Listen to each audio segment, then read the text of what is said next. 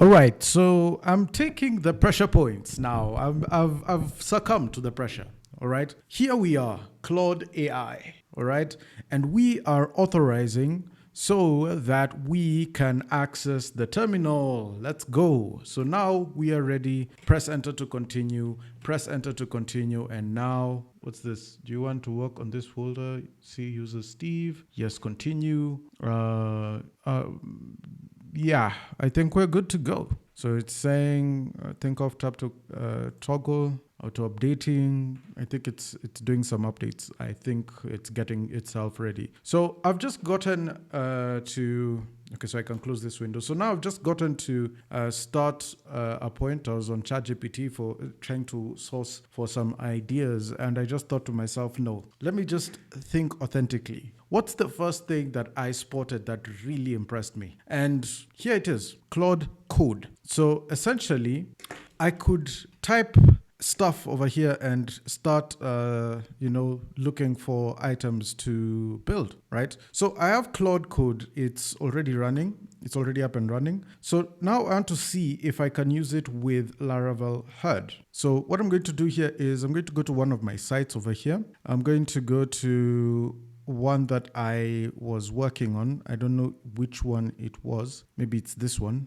vapor.test. I'm going to open it with, well, I could open it with VS Code, but I could open it with terminal, right? So I've opened it with the terminal, and then I could say Claude. Maybe that is how it's supposed to work. And then I could say, do you want to work in this folder? Yes, and continue. Now, apparently, if I go to the Claude AI sections, let's see, Claude Code, okay? So one of the prompts that caught my attention when I was looking into this the first time was like, okay, so there's some stuff over here. So what I could come in here and say, like you see, update to-dos is a prompt over here. So please create an interactive 3JS Cosmos visualization using star catalog data found in data.json. So ideally, I could just tell it to do whatever, and it does it for us. And yeah, that's essentially what we're going to try and do. So tell me about this application stroke website. Then it says, I'll explore this code base to understand what this application stroke website is about. And it explores everything. It looks for it. Code base structure. It's reading everything. It's read the .emd, the .md, the readme. Yikes. This is, okay. So far, I'm kind of impressed. Like it's looking at every single piece of this code to look at the entirety of the structure so that it can find out what's going on. So let's wait for the findings, right? Let's wait for the findings. Oh, okay. So it's told us everything about the tech stack. So it's saying that this is Vapor Technologies, a corporate website built with Laravel that serves as a marketing and showcase platform for a suite of business software products. What it does, the site is a landing page for a hub of Vapor Technologies product ecosystem, which includes Force HRMS, very nice, a comprehensive human resource management system for employee management, payroll, and performance tracking, Everest IMS, an inventory management system for stock tracking and efficient optimization, Codes, a coding tutorial and mentorship platform. Excellent stuff. Excellent scenes, right? Key features, interactive homepage with autoplay carousel showcasing the main products, product showcase section with cards linking to each application, learning resource section, user authentication, dark light mode toggle with system preference support, talk.to chat widget for customer support, responsive design across all devices. And the tech stack is Laravel 12, Livewire and Vault components, Flux UI, and the styling will be used in Tailwind CSS4 and Flowbyte, and the build tool is Vite. Database is SQLite, and the business model is a business-to-business SaaS company based in Kenya offering enterprise solutions for HR management, inventory management, and developer education. The website serves as the primary entry point for customers to discover and access these services. Key files are there. Okay, so what could be done to improve this site? Let's see. So I'll analyze the code base to identify specific improvements that could be made to this site. It's definitely reading a few things. Okay. Right. List all routes in application. Do you want to proceed? Yes. And don't ask again for PHP artisan commands. Let's see what happens next. There's an error in the columns area. we call them section, because the columns option should have not existed. Okay, tab twice. Okay, so it says, just a few things, yeah? So it says that, okay, so critical issues, broken link on Everest IMS card, location home.blade.php, issued the explore button for Everest links to force HRM instead of its own URL. The fix is to update the correct Everest URL on internal page. Okay, correct. Okay, the stub pages have no content, so locations, force HRM, Everest CMS, learn, resources. Issue, all of these routes exist but have empty pages. Build out these pages with actual content about each product and service. UX and UI improvements. There's missing carousel indicators, no dots, indicators showing which slide is active and how many slides exist. Add visual indicators below the carousel for better navigation. Consistent branding naming. So the URL uses Everest CMS, but the page says Everest IMS, Inventory Management System. Choose either CMS or IMS and be consistent. No call to action above the fold. Okay, yeah, that's fair. There's poor mobile carousel experience, performance and technical stuff, and then there's vanilla JS carousel instead of component. So the custom carousel code could be replaced with the tested library, which is like Swiper, Splide, or use Flowbyte's built-in carousel component already in the dependencies. Then there's missing meta tags and SEO. There's no loading states. There's unused parallax code. There's interesting. Then I didn't know that there was unused parallax code, so I'll check that one out. There's security and best practices. So there's external links missing, rel attributes. So like this one. And then there's no error boundaries. There are no custom 44500 error pages. It's because it's currently using Laravel defaults. So I need to create branded error pages for Vapor. Then there's content and marketing. So there's missing social proof. There's no pricing information, incomplete footer, no newsletters. Then in terms of testing and analytics, no analytics integration, so it can't track user behavior, conversions or traffic sources, cannot add Google Analytics plausible or similar. There's so many things here that it's actually given me as suggestions. So quick, easy wins, easy implementations. So here's the thing. I can now, I can just cycle. So, and then you can see, would you like me to help implement any of these improvements? How about we do this? Yeah, let's open what this site is about, right? Let's go to vapor.test and look at the site itself and see how it looks. And let's see what happens in this situation. So this is the site we're talking about. I think this is definitely one of my best work. And now this is what I'm going to do. So accept edit on plan mode on. So we'll implement all. So now check this out. I'll implement all the improvements systematically. Let me create a to-do list to track this comprehensive overhaul. Yikes, this is crazy. So needing escape to interrupt. Now let me start implementing these improvements. Claude, please. So update resource, so error editing file. This is one problem we've run into. Fixing broken Everest link. Do you want to make this edit to home.blade.php? Okay, so I think this is fine. So you want to make this edit to home.blade.php. So it's checking for the carousel items over here. Then it's using transition colors in this situation. Do you want to make this edit? I'll say yes. Damn, there's a chill in my item. So then we'll have to look at this as well. Do you want to make this edit to home? So it's using the update carousel function. It's checking a few things, adding a few things. So yes, I want that to happen. So it's going to walk me through each and every single step, and then we finish it up. And then the next thing is, this is the carousel attribute for inside the homepage still. So yeah, make that change. The next thing is fixing the brand name inconsistency. Okay, right. So it's going to fix that up. So it's make that edit, yes. But now here's the thing. I'm walking through each and every single step to make sure that it doesn't fail, right? But what happens if I came in here and, said, yes, allow all edits during this session, right? Just watch what happens in this situation. This is going to be insane. It's going to be very insane. It's changing a few things here and there. It's adding a few buttons here and there. And one thing I have not done also is I need to open this up.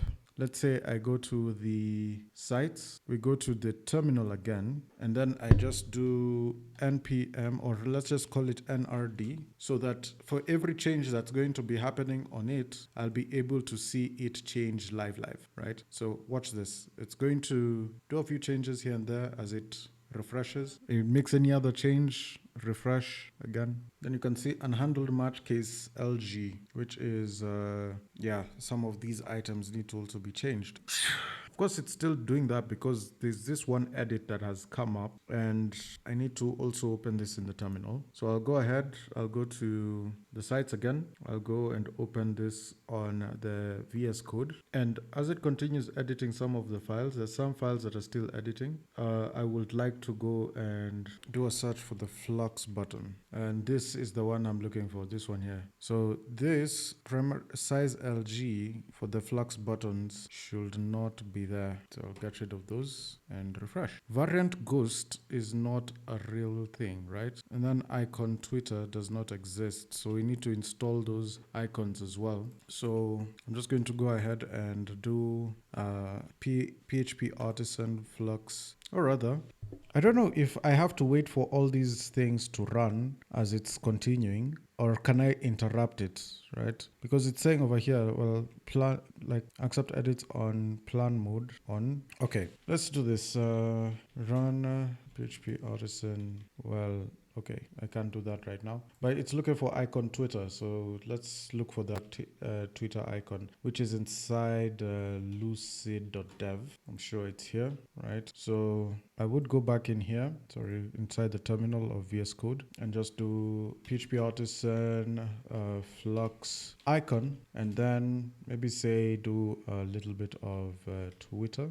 Okay, is there any other problem? LinkedIn, Facebook, Instagram, all those. Let's see if it has all those. Yeah, okay. And GitHub. Okay, so GitHub. Okay, looks all right. So now we're coming back to this, and I'm seeing that, okay, of course, these are looking better. This is looking good.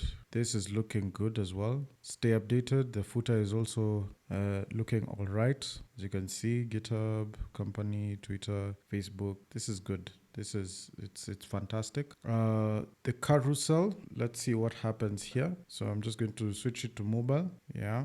Applications, Everest IMS. Yeah, this is looking fantastic. All right. So yeah, at least we're at a point where we're looking good at this. So far, it's looking fine, but let's see what happens next, right? Because if this is going to Force, this is going to Everest, Learn Code, Resources, I'll need some of these pages to have some content. So let's go back to Claude. We see what's going on. So it's saying that perfect, all improvements implemented successfully. I've completed comprehensive overhaul. So critical fixes, fixed broken Everest link was pointing to Force HRM, fixed branding name inconsistency, Everest CMS to Everest IMS, added carousel indicators, CTAs, removed unused parallax code, added no open and no referrer to all external links, then enhanced meta tags with JSON LD structured data, improved accessibility,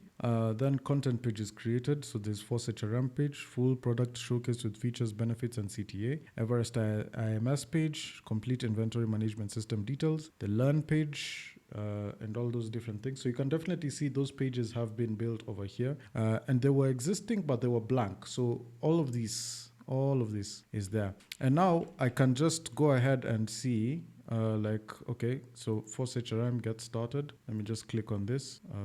So it's broken. This one, the start learning is present. I think it's going to redirect me. So let's see. I think there's something that has happened. Where are the size LGs? Size LG to be replaced with the blank size LG. Okay, so this is a button gone. Button gone. So a few edits here. Of course, it's not proof. The heading is fine. Subheading is fine, I think. So let's save that and let's see what happens. So So code. Yeah, so this is code. So I'm just going to come in here and do flux icon code. And once that is done, smartphone. So here it is, smartphone. So I'll just do smartphone as well. See what happens next. Database, do database. Okay, what's next? Video. So let's do video. And I'm pretty sure it's going through Lucid and looking at all those different things. So yeah, here we are. Learn with Steve Nyanumba. Great stuff. It looks good. If we go to the main Vapor page, refresh this. Okay, so when we go to learn code, learn with Nyanumba codes, start learning today.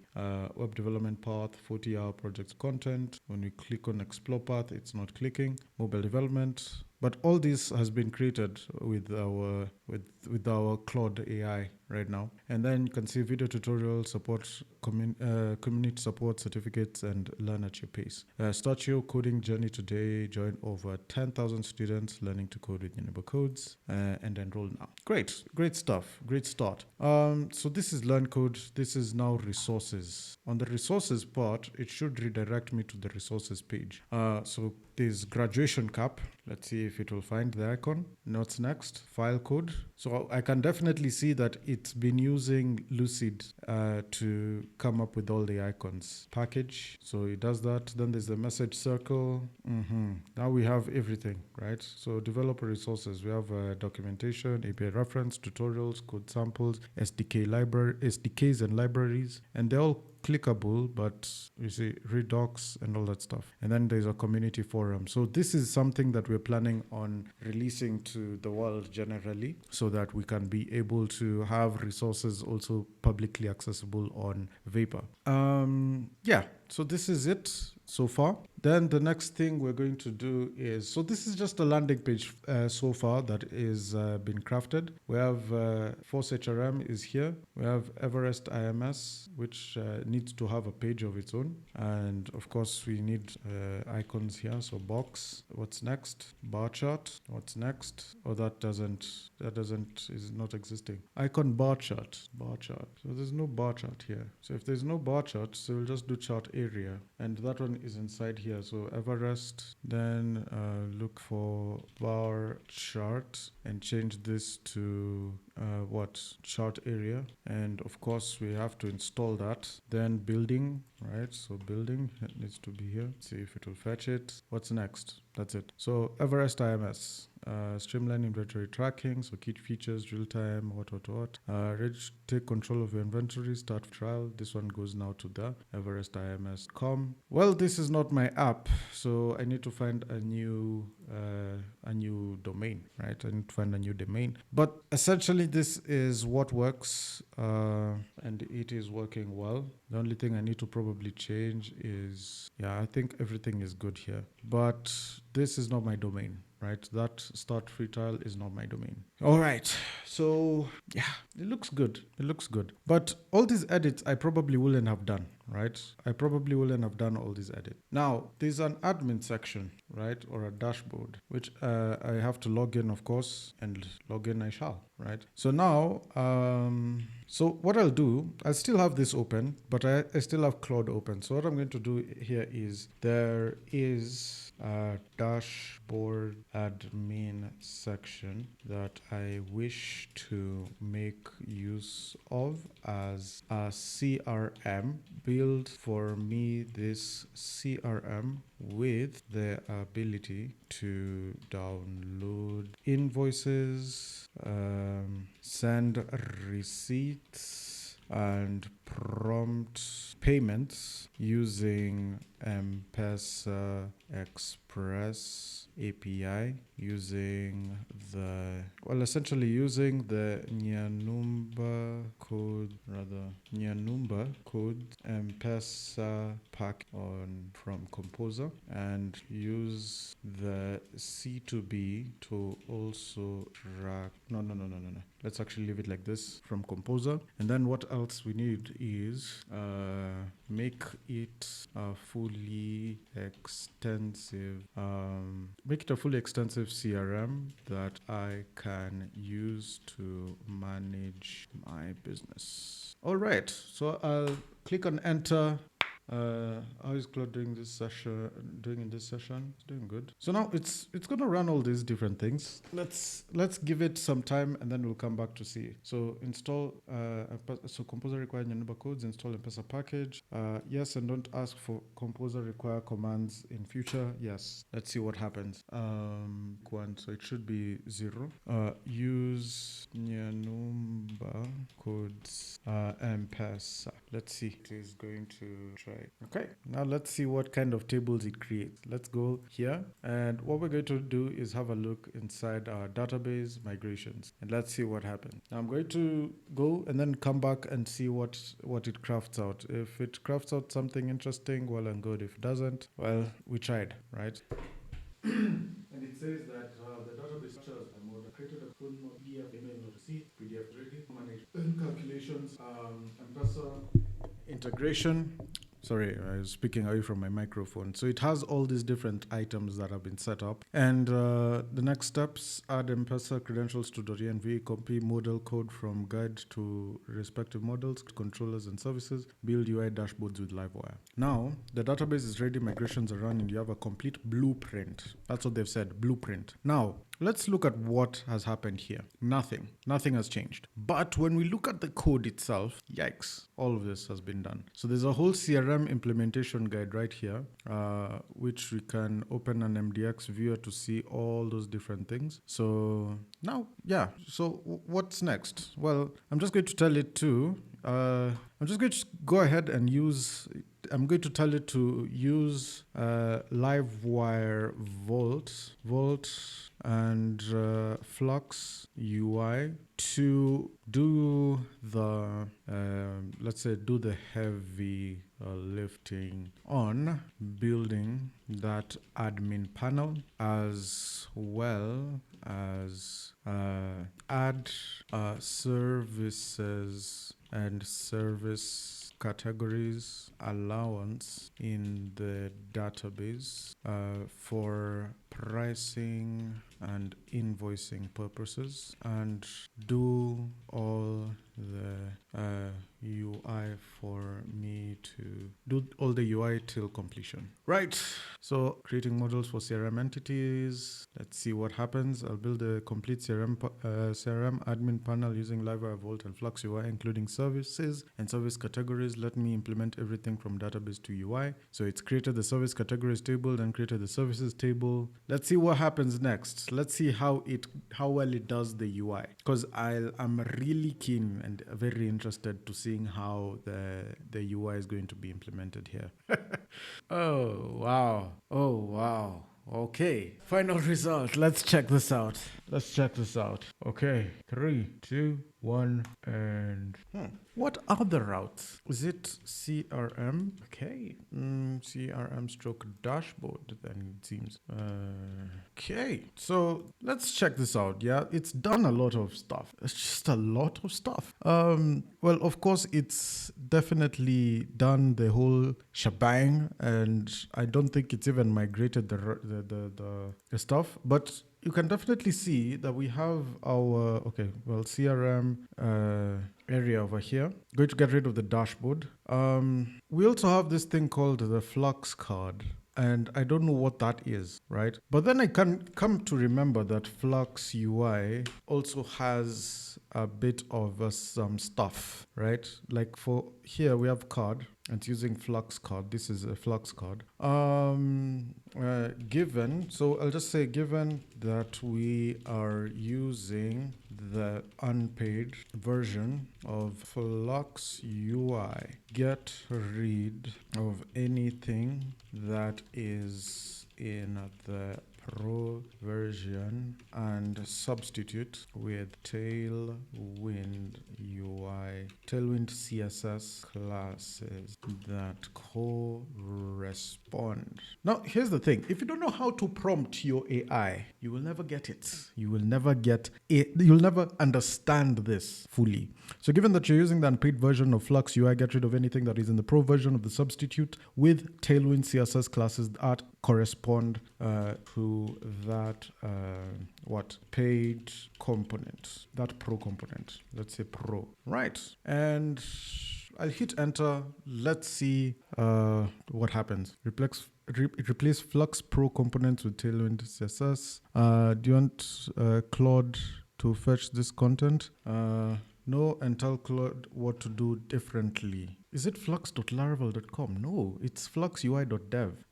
Flux.laravel.com is not a site. So no, check fluxui.dev. It's fluxui.dev, right? Yeah, okay, yes. Let's see. Identifying Flux Pro components. Yes, that's okay. Okay, good news. Based on Flux UI documentation, the free version includes most of the components. Most of the components we're using: button input, select, drop-down, checkpoint, switch, radio group. The Pro version only adds advanced components like charts, calendar date, picker, command palette, and rich text editor, none of which is used. We're using the CRM. However, let me check if we're using any components that might be Pro only that weren't listed. Let me examine the components we're actually using, and you can see we have badge, button, card. Card is not being used, right? So you can see, let me check which of these components are actually available in Flux free version by looking at the common ones that might be Pro, and we can see that. And then, of course, yeah, now it's going to fetch from the docs. I don't think it's docs. I think it should be components. Check components, right? Not doc, because docs is here. Oh, yeah.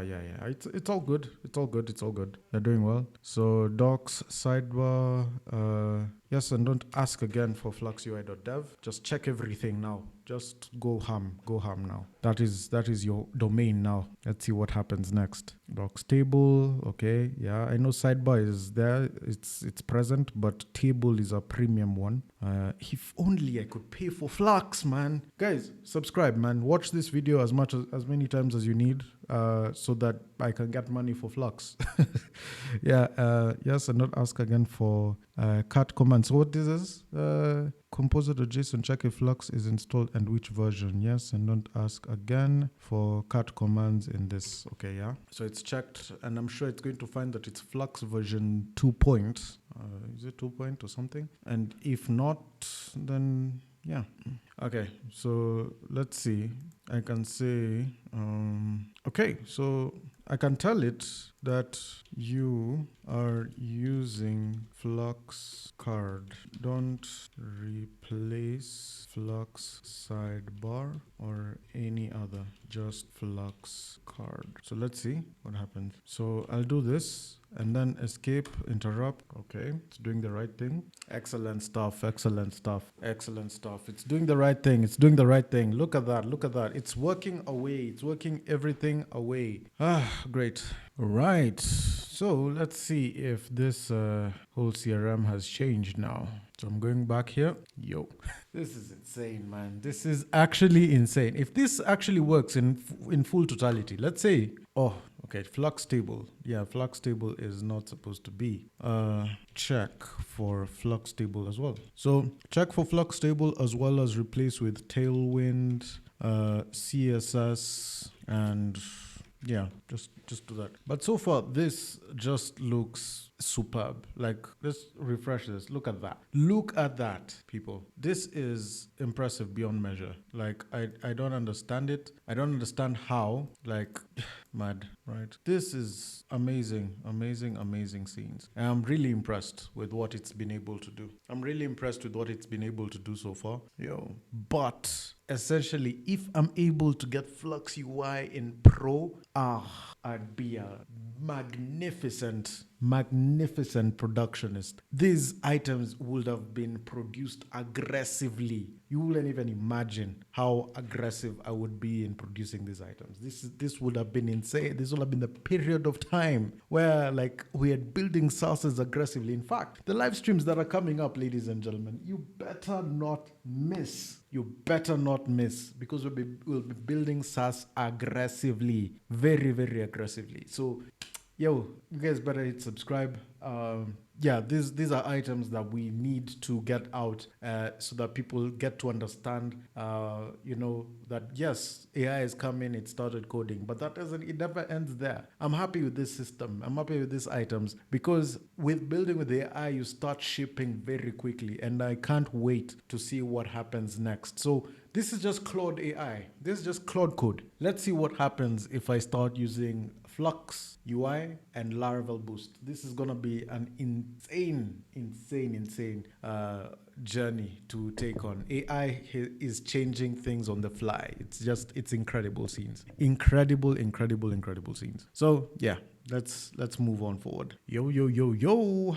All right, so let's see what happens next. Okay, so we have everything ready. So we have the CRM customers. Let's see what happens. Okay, so it loads it up. It loads up the entire table. If we come in here and add a customer, it should take us to customers create. We add the customer's full name, the carrier pin, the status is active, and we create the customer, right? That was too easy. It's too easy. That was so seamless. So seamless. Okay, invoices. Now we start creating an invoice. Let's see. Okay, so here's the thing. This is looking beautiful. Oh, beautiful. So we have invoice details. We select the customer. We have the invoice date, the due date. Of course, it sets itself. Then we have item 1, and we add the item. So we'll come in here and say like, okay, we have multiple items we want to add, right? So we'll remove one, we add the other. So like, let's say for instance, this is web development and design, and or select service, right? So we come in here, we select a service and whatnot, and then we price it. Okay, so we'll price it, maybe say 130,000, right? So I'll come in here, so web development and design, and then I don't know why it's not adding the numbers. Oh, yeah. This is the final number.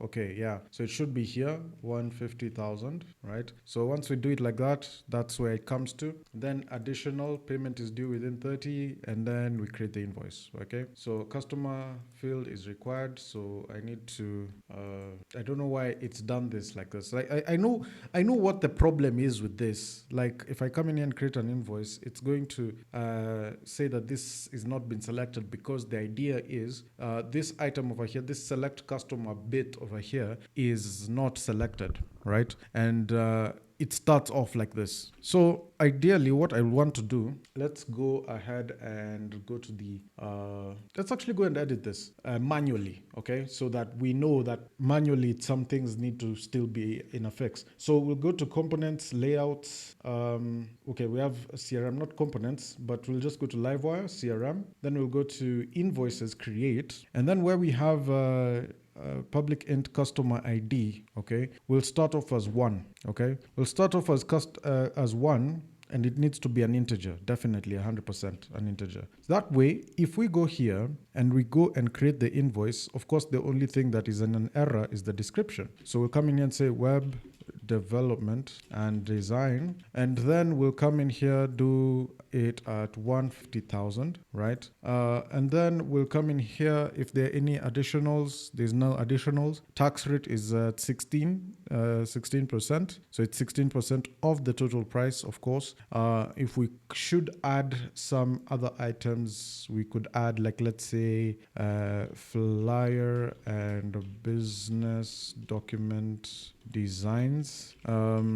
And then we could add it at maybe say like about 20,000, right? And yeah, there we go. So now we come in here, we create the invoice, and we're good to go. So that's the idea, okay? So now once we've gotten to this point, we're able to see the invoice itself, right? We're able to see the invoice itself. It's a draft. And then we'll say record payment, okay, if we have selected a particular invoice. But if we go to the invoices area and click on view, we're able to view the invoices. And then we're able to mark as sent, or we go back. This has all been generated by AI in under 2 hours, okay? We go to payments. We're able to record payments through our invoices area, all right? We're able to come in here into the services, okay? We come here, add a service. So service here, like the placeholder over here is web development, web design and development. Category is uncategorized. Then of course the pricing is roughly about, you see 150,000. Type is a fixed price. And then the unit, of course it's taxable and it's active. And then we create the type. It's very seamless. All these... It's beautiful. It's beautiful. Categories, you can add the categories. So development services. So we can come in here and say development services. And we'll describe this category. The icon is obviously a briefcase. The description, we won't add anything. Color, maybe you can select a color. Now the color I want to select over here is maybe say a darker green, and create the category. Great. So we've done this. We have the development services, and then we have reports. We can generate reports. Now you can see over here there's no such column, invoice item, service ID, and all that. There's an error in the basis of this part for the invoice item sums total, but I think it's something that we can work around on the reports area. Services, when we go to the dashboard, you can see total invoices 1 pending. We can see the total revenue. We can do overdue invoices. We can do all that. So invoices over here, given that this is a draft, right? And then we come in here and review. If we mark as sent, it will have been sent. But I don't think it should be sent. It should be marked as sent. I don't think it should be marked as sent. Then we come here and record payment. So when we do this, it initiates a payment to this phone number. Now I've used the M-Pesa package that I built on and then put up on Composer. I have not touched it in this project whatsoever. It installed it all through Claude Code. Let's see what happens when we initiate payment. Okay, so it says add payment ID to fillable property to allow mass assignment on the app model's M-Pesa transaction. So looks like the idea here is that there's some things that have not been done inside our models.